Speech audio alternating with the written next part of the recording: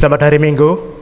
Selamat datang di ibadah Minggu online GKI Rungkut Asri, Minggu 21 Juni 2020. Ibadah hari ini akan dipimpin oleh Pendeta Theodorus Willem Noya dengan tema Tetap Nyatakan Kebenaran Kristus. Sebelum ibadah dimulai, mari kita sejenak mengambil saat hening.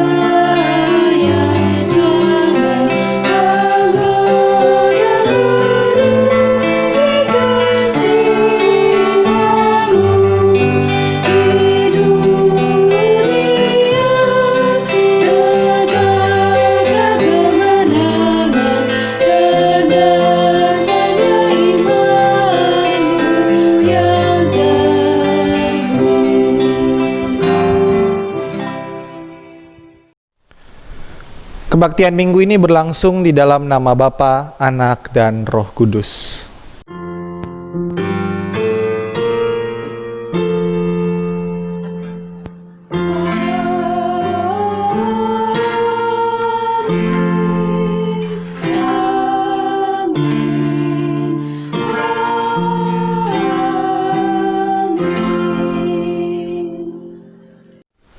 Kasih karunia Tuhan Yesus Kristus dan kasih Allah dan persekutuan Roh Kudus menyertai saudara sekalian. Dan menyertai saudara juga. Bapak Ibu Saudara, tema kebaktian pada hari ini adalah tetap nyatakan kebenaran Kristus. Melalui tema ini kita diajak untuk menyadari dan juga diteguhkan untuk tetap menyatakan kebenaran Kristus di tengah-tengah penolakan dan ancaman. Sebagaimana Dia mengajak kita juga untuk mengikut Dia dan memikul salib kita.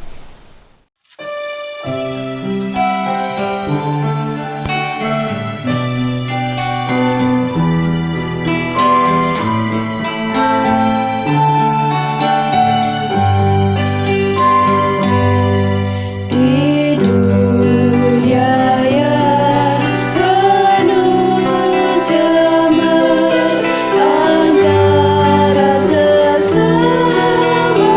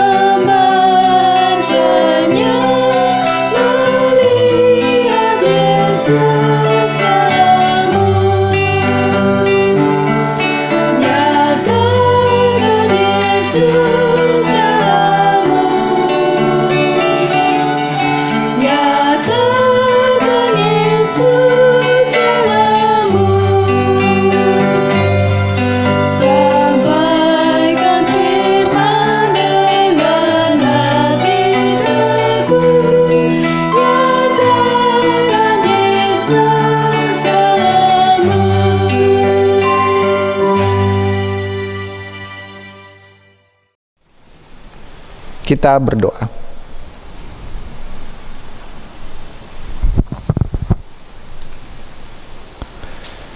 Ya Tuhan, kami datang kepadamu sebagaimana rusa yang dahaga kami merindukan Engkau. Kami menyadari bahwa jiwa kami terkungkung oleh dosa dan hanya Engkaulah yang sanggup melepaskan kami. Karena itu kami memohon kepadamu ya Tuhan, kasihanilah kami dan selamatkanlah kami. Kami menyerahkan seluruh hidup kami untuk Tuhan pulihkan demi kemuliaan-Mu. Amin.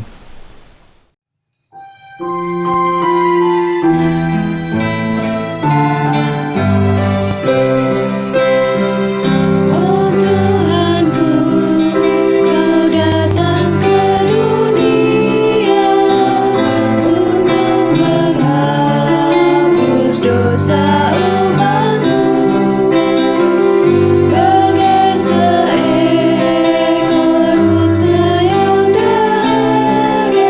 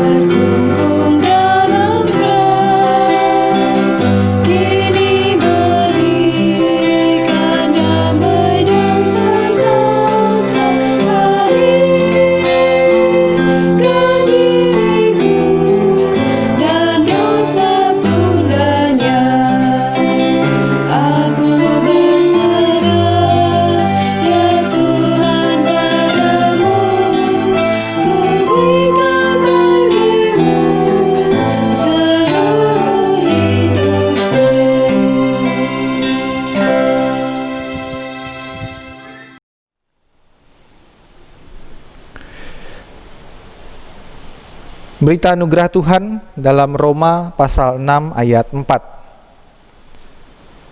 Dengan demikian kita telah dikuburkan bersama-sama dengan Dia oleh baptisan dalam kematian, supaya sama seperti Kristus telah dibangkitkan dari antara orang mati oleh kemuliaan Bapa, demikian juga kita akan hidup dalam hidup yang baru. Demikianlah berita anugerah dari Tuhan. Syukur kepada Allah.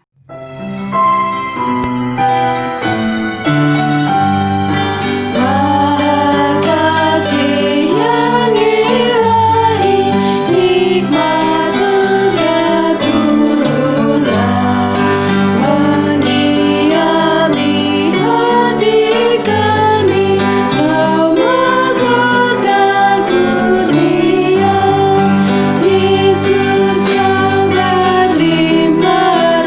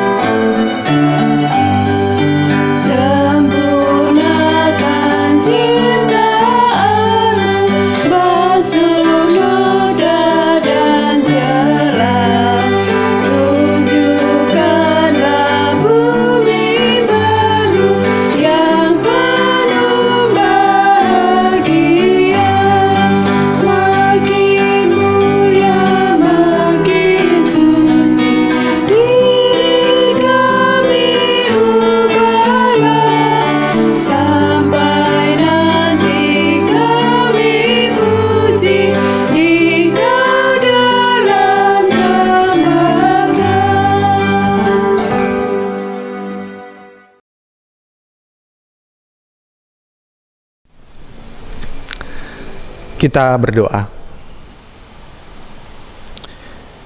Ya Tuhan, kami rindu disapa oleh sabda-Mu. Sertailah kami agar sabda Tuhan ini menjadi berkat bagi kehidupan kami dan dapat kami lakukan dalam hidup sehari-hari. Berfirmanlah ya Tuhan, karena kami siap untuk mendengarkan. Amin.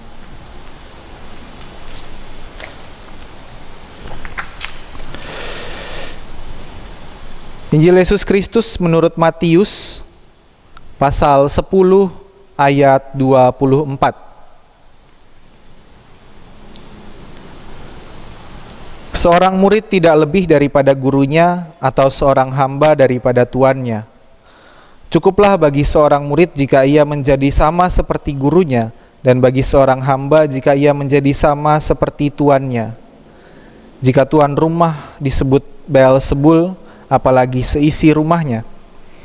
Jadi janganlah kamu takut terhadap mereka, karena tidak ada sesuatu pun yang tertutup yang tidak akan dibuka, dan tidak ada sesuatu pun yang tersembunyi yang tidak akan diketahui. Apa yang kukatakan kepadamu dalam gelap, katakanlah itu dalam terang, dan apa yang dibisikkan ke telingamu, beritakanlah itu dari atas atap rumah. Dan janganlah kamu takut kepada mereka yang dapat membunuh tubuh, tetapi yang tidak berkuasa membunuh jiwa. Takutlah terutama kepada Dia yang berkuasa membinasakan baik jiwa maupun tubuh di dalam neraka. Bukankah burung pipit dijual 2 ekor seduit? Namun seekor pun daripadanya tidak akan jatuh ke bumi di luar kehendak Bapamu. Dan kamu, rambut kepalamu pun terhitung semuanya. Sebab itu janganlah engkau takut, karena kamu lebih berharga daripada banyak burung pipit. Setiap orang yang mengakui aku di depan manusia, aku juga akan mengakuinya di depan Bapa-Ku yang di sorga. Tetapi barang siapa menyangkal aku di depan manusia, aku juga akan menyangkalnya di depan Bapa-Ku yang di sorga. Jangan kamu menyangka bahwa aku datang untuk membawa damai di atas bumi. Aku datang bukan untuk membawa damai, melainkan pedang.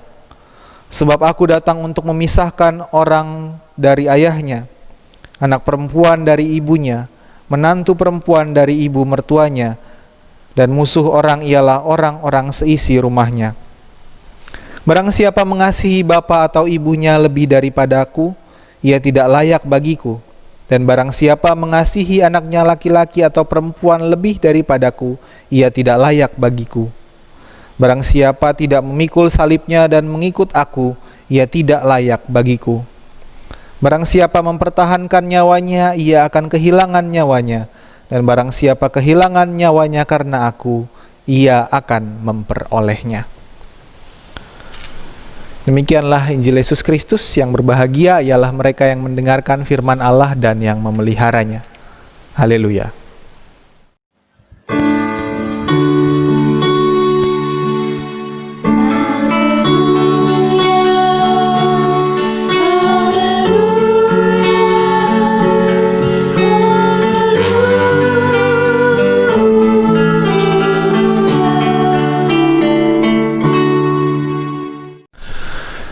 Selamat pagi Bapak Ibu Saudara sekalian.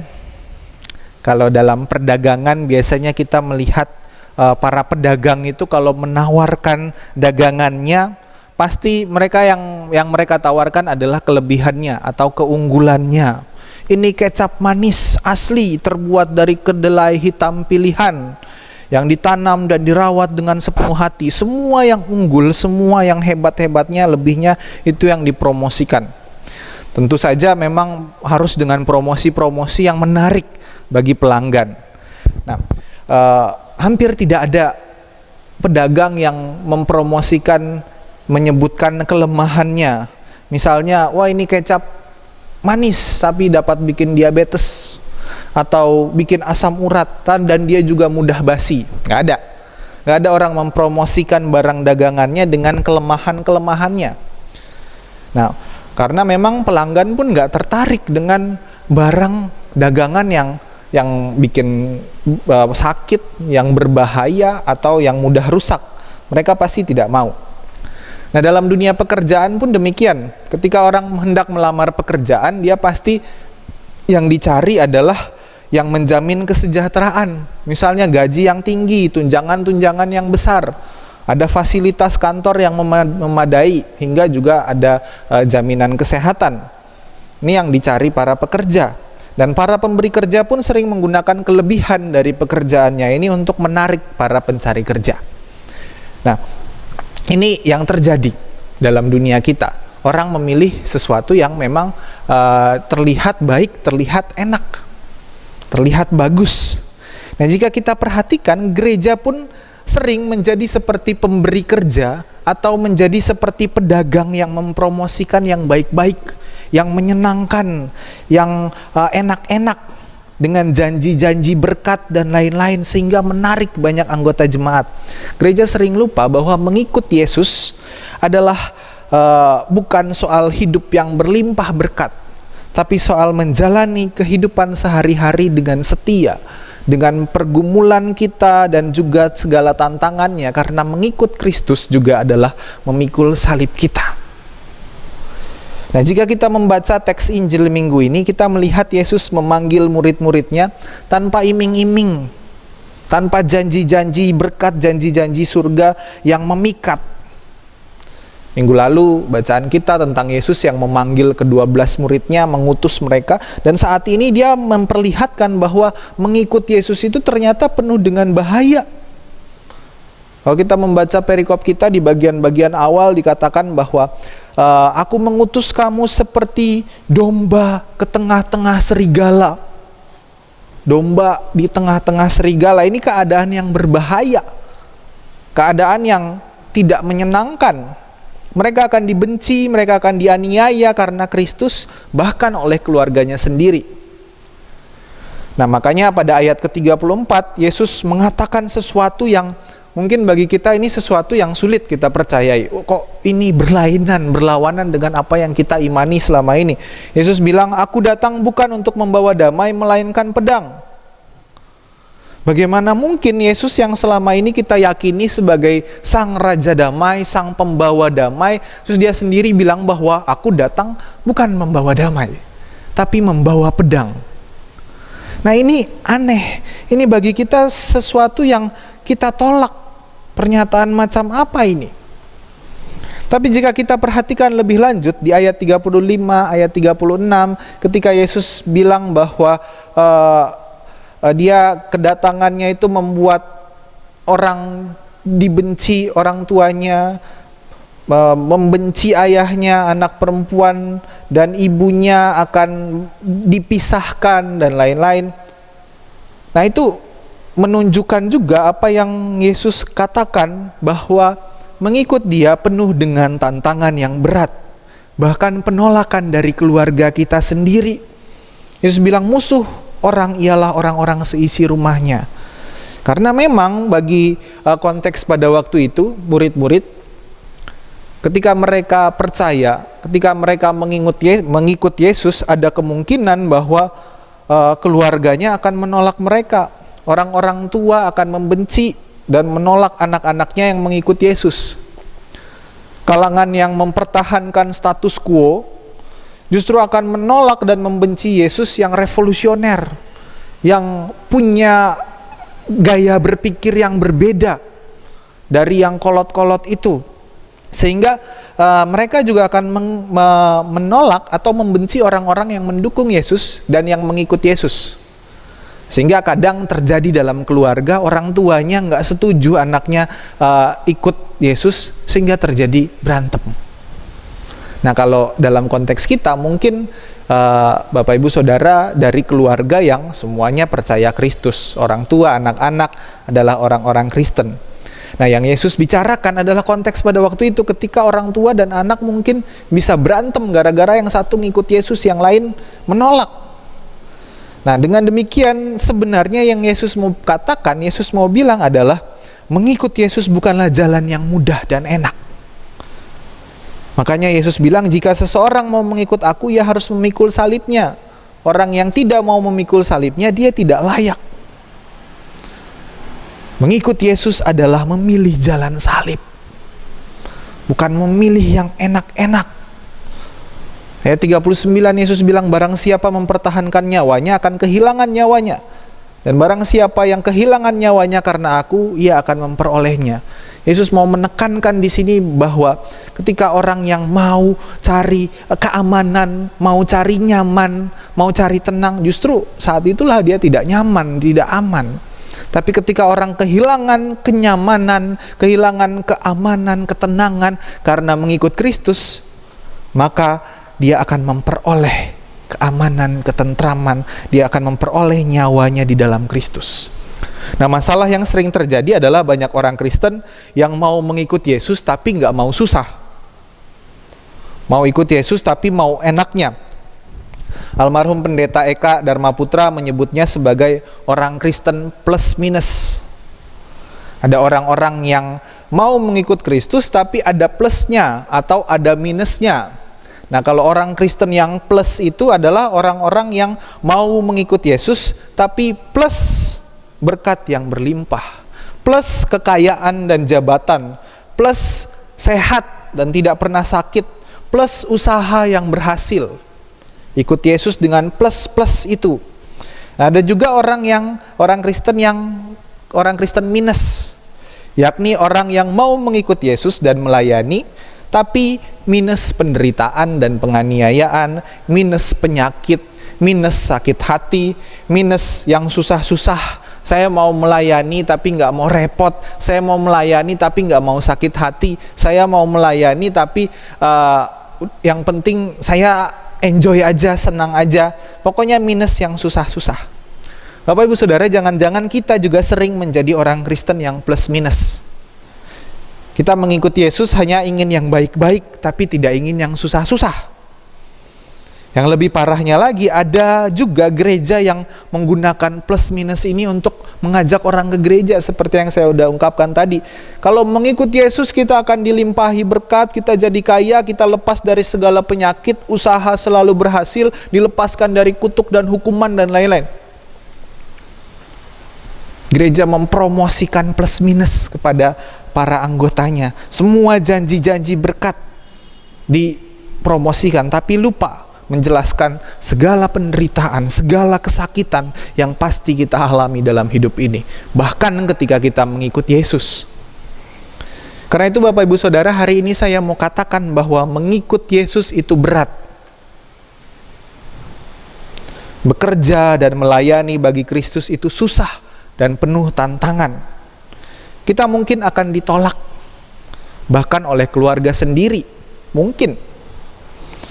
Karena itu kita harus berusaha melakukan yang benar. Kita berusaha melakukan yang jujur, bertindak yang jujur, sekalipun di dunia di sekeliling kita ini penuh dengan kepalsuan. Dunia sekeliling kita ini penuh dengan ketidakjujuran. Kita tetap menyuarakan kebenaran dan keadilan, membela yang tertindas, melawan penindasan, meskipun kita disalah-salahkan, kita dipersekusi. Ada banyak kasus orang-orang yang berusaha jujur dalam pekerjaannya, tetapi selalu dihambat oleh atasannya misalnya. Ada orang yang berusaha membela kesetaraan, menolak diskriminasi, tapi mereka dikriminalisasi misalnya. Orang-orang yang membela hak kaum lemah, hak para petani, mereka dikriminalisasi, dibilang melawan aparat. Ada orang yang niatnya mau mencegah penularan COVID gitu, misalnya kita menghindari ibadah di rumah ibadah, tapi malah dibilang tidak beriman, kamu menghambat ibadah orang, lalu ujung-ujungnya dipersekusi juga.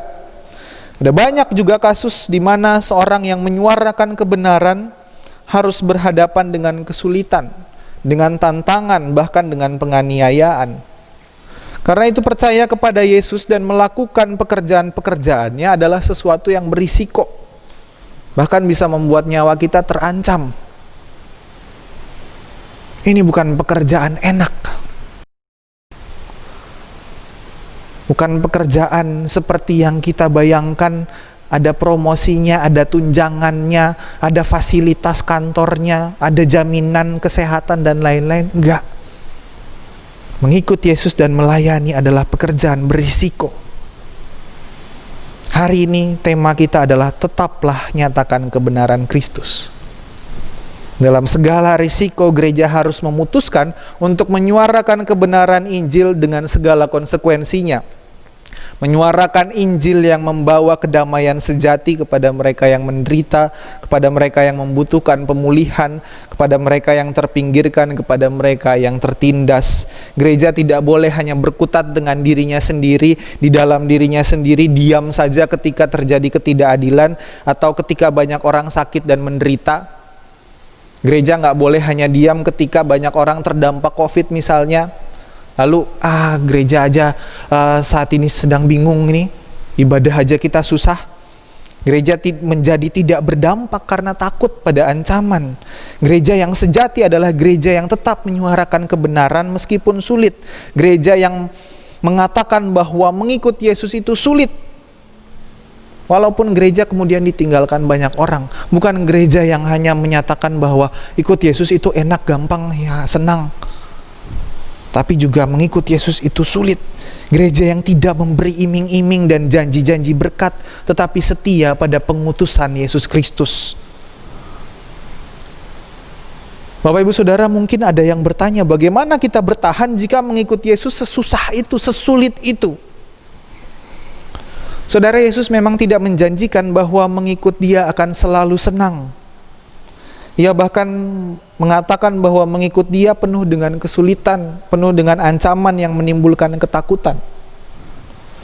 Tapi Ia juga mengatakan bahwa janganlah kamu takut. Beberapa kali dalam teks kita Yesus menyuruh kita untuk jangan takut. Yesus nggak menyuruh kita untuk nekat lalu menantang bahaya.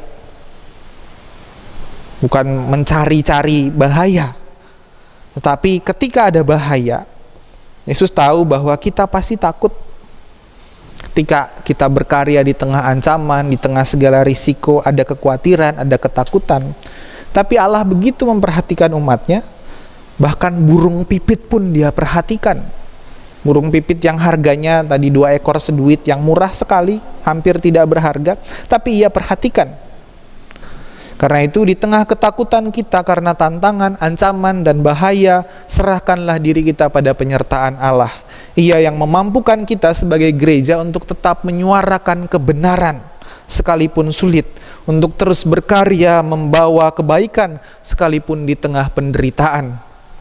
Gereja harus terus menyuarakan kebenaran karena Allah setia memelihara dan menyertai kehidupan kita. Karena itu Bapak Ibu Saudara, menjadi Kristen bukanlah sesuatu yang enak-enak saja. Tapi menjadi Kristen adalah setia pada panggilan kita, sekalipun keadaannya sulit, sekalipun tidak menyenangkan. Namun dalam keadaan seperti itu, percayalah Tuhan menyertai kita, Tuhan memperhatikan kita, Tuhan memampukan kita menghadapi segala sesuatunya dengan pengharapan dan kekuatan yang daripadanya. Tuhan menyertai kita. Amin.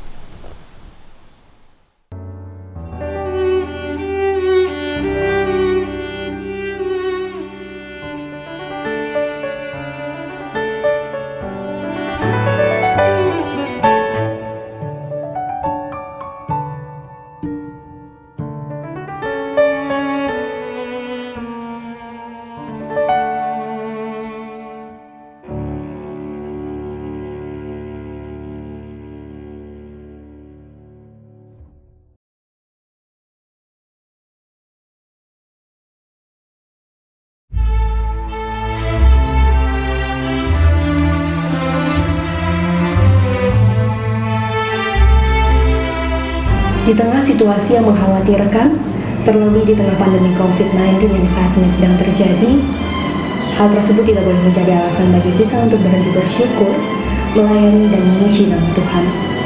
Justru sebagai rasa ungkapan syukur kita mau terus untuk melayani dan menaikkan pujian hanya bagi Tuhan.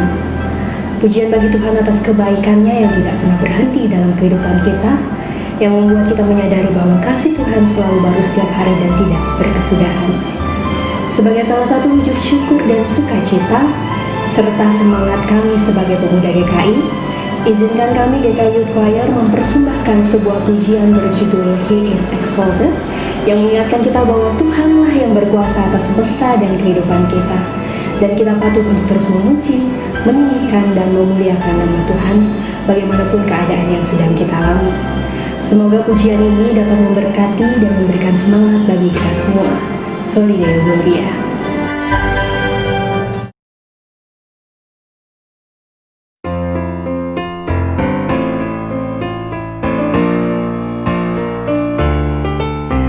He is exalted, the King is exalted on high.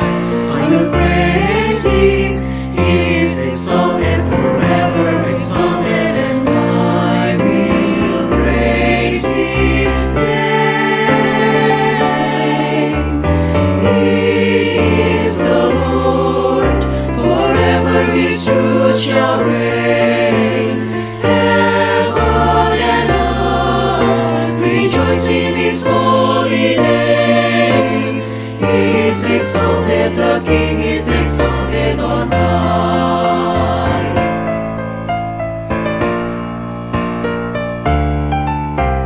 He is exalted, the King is exalted on high. I will praise Him. He is exalted, forever exalted, exalted. I will praise His name. He is the Lord, forever His truth shall reign. Heaven and earth rejoice in His holy name. He is exalted, the King is exalted on high. He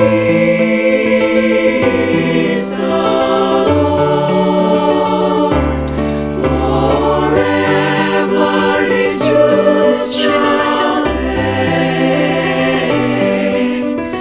Heaven and earth rejoice in His holy name.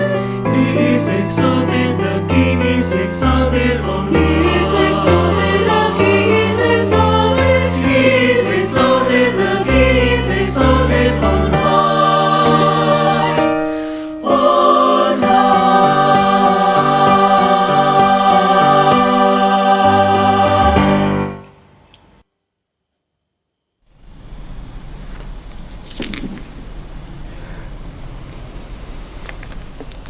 Bersama umat percaya pada masa lalu, masa kini, dan masa depan, marilah mengingat pengakuan pada baptisan kita menurut pengakuan iman rasuli. Aku percaya kepada Allah, Bapa yang Maha Kuasa, Khalik langit dan bumi, dan kepada Yesus Kristus anaknya yang tunggal Tuhan kita, yang dikandung daripada Roh Kudus, lahir dari anak darah Maria, yang menderita sengsara di bawah pemerintahan Pontius Pilatus, disalibkan, mati, dan dikuburkan, turun ke dalam kerajaan maut. Pada hari yang ketiga, bangkit pula dari antara orang mati, naik ke surga, duduk di sebelah kanan Allah, Bapa yang Maha Kuasa, dan dari sana Ia akan datang untuk menghakimi orang hidup dan yang mati. Aku percaya kepada Roh Kudus, gereja yang kudus dan am, persekutuan orang kudus, pengampunan dosa, kebangkitan orang mati, dan hidup yang kekal. Amin.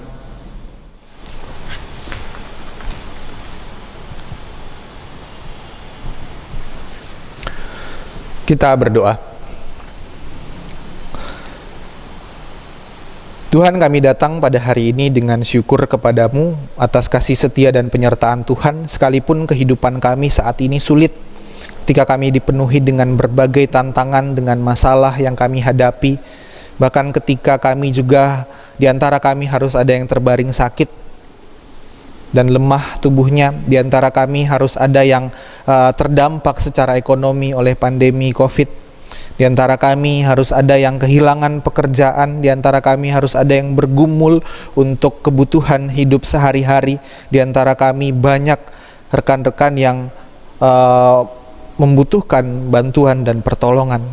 Namun kami percaya kasih-Mu menyertai mereka yang sakit, Tuhan jamah, Tuhan pulihkan, juga Tuhan sertai dalam keadaan mereka yang terus berjuang, Tuhan hibur dan kuatkan.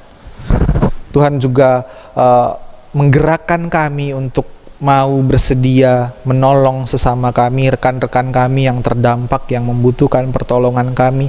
Tuhan mampukan kami umat-Mu untuk melayani, untuk berkarya sebagai murid-murid Kristus, sebagai saksi-Mu di tengah dunia.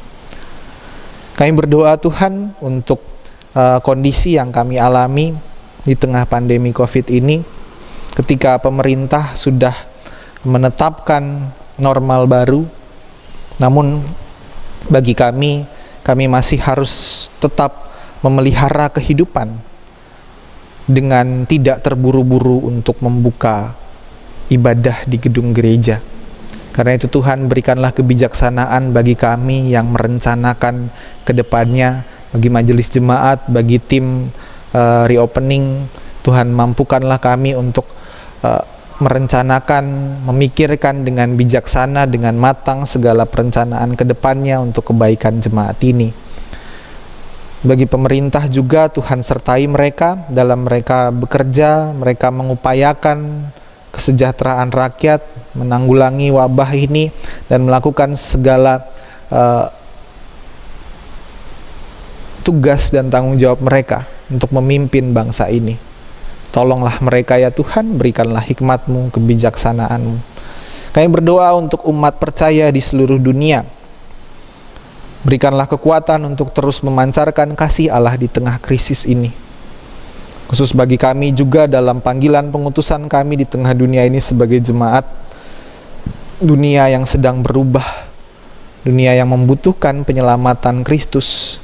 Tolonglah kami agar kami tetap bisa relevan, bisa kontekstual dengan keadaan kami saat ini, sehingga pelayanan kami tetap berjalan untuk kebaikan bersama. Karena kami percaya Roh Kudus yang telah menyertai kehidupan gereja dari semula hingga saat ini akan terus memelihara kami, sekalipun keadaan saat ini sulit. Kami percayakan kehidupan kami kepada-Mu ya Tuhan, segala pergumulan kami dalam kehidupan pribadi, keluarga, pekerjaan, pelayanan, kehidupan bermasyarakat dimanapun kami berada. Mampukanlah kami untuk tetap menghadirkan dan menyuarakan kebenaran Kristus sekalipun sulit. Terima kasih ya Tuhan untuk berkat-Mu dan rahmat-Mu dalam kehidupan kami. Kami syukuri itu semua. Ajarlah kami juga untuk tetap bersyukur dan memelihara sukacita dalam diri kami, karena Kristuslah yang terus memampukan kami untuk menjalani segala pergumulan kami. Inilah segala pergumulan kami, permohonan kami, ungkapan syukur kami ya Tuhan, kami naikkan kepada-Mu di dalam nama Bapa, Anak, dan Roh Kudus. Amin. Mari bernyanyi dan bersyukur atas kasih setia dan rahmat Tuhan bagi kita. Firman Tuhan dalam Yeremia 20 ayat 13, menyanyilah untuk Tuhan, pujilah Tuhan, sebab Ia telah melepaskan nyawa orang miskin dari tangan orang-orang yang berbuat jahat.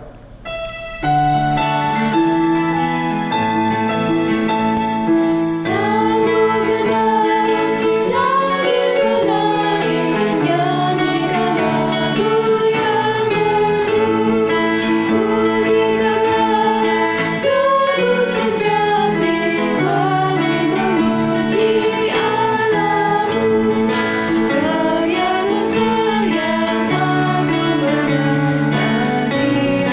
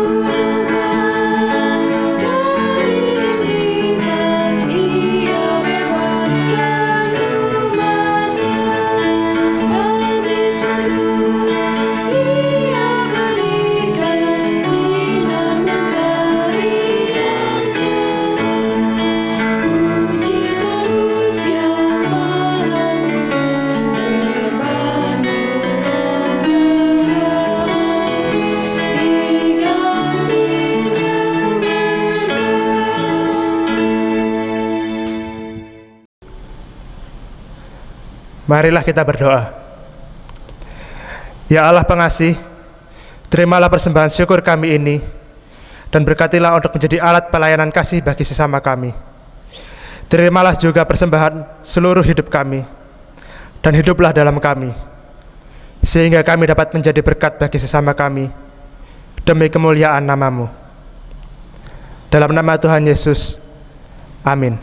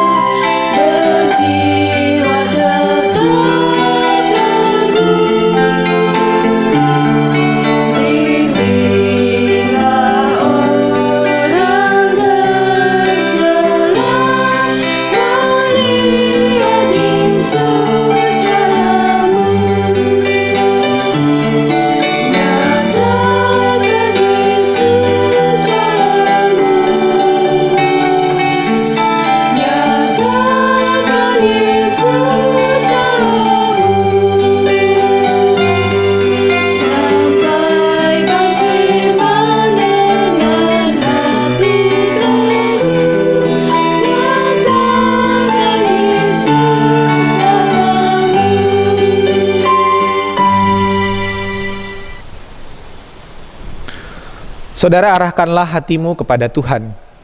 Kami mengarahkan hati kami kepada Tuhan. Jadilah saksi yang menyatakan kebenaran Kristus. Syukur kepada Allah. Terpujilah Allah Bapa, Anak, dan Roh Kudus, Yang tidak pernah memisahkan kita dari kasih-Nya sekarang dan selamanya. Kini terimalah berkat Tuhan dan jadilah berkat. Allah Sang Damai yang menenteramkan, Allah perlindungan dari kecelakaan, Allah Sang Terang dalam kegelapan, Allah sumber segala kehidupan. Ialah pintu yang terbuka lebar, ialah tamu yang menanti di luar, ialah orang asing yang kita sapa, ialah jeritan orang miskin papa. Ialah Sang Cinta yang memeluk kita, ialah Sang Rahmat yang mendekap kita. Cinta dan rahmat Allah Bapa, Anak, dan Roh Kudus menyertai kita kini dan selamanya.